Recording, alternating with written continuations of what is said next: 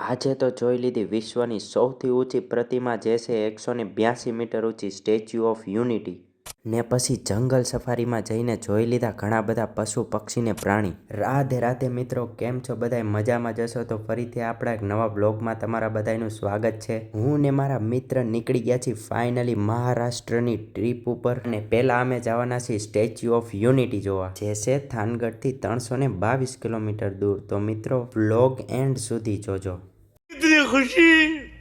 લ્યો, હજી ટ્રીપ તો ચાલુ નથી થઈ, એ પેલા તો અમારા પેથાભાઈ તો ટીમ થઈ ગયા। ગાડી ઊભી રાખીને જામફળ લઈ લીધા અને અમારા ગોપાલ તો હાસા થઈને ચોટી ગયા જામફળ ખાવા।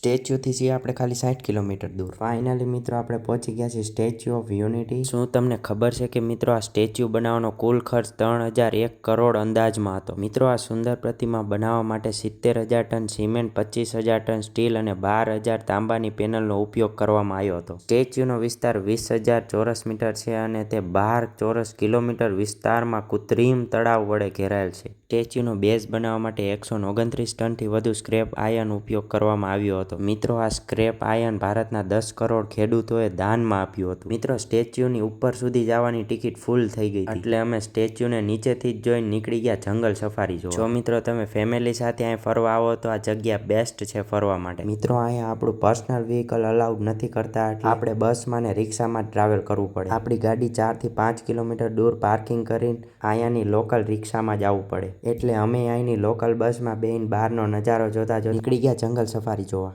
એટલે ફટાફટ મિત્રો લાઈક, ફોલો, શેર, કોમેન્ટ કરી વાળો। જંગલ સફારીનો બ્લોગ આવશે પાર્ટ 2માં। આવા જ મસ્ત મજાના બ્લોગ જોવા માટે આપણી આઈડીને ફોલો કરી વાળો। મિત્રો તો મળીએ પાર્ટ 2માં।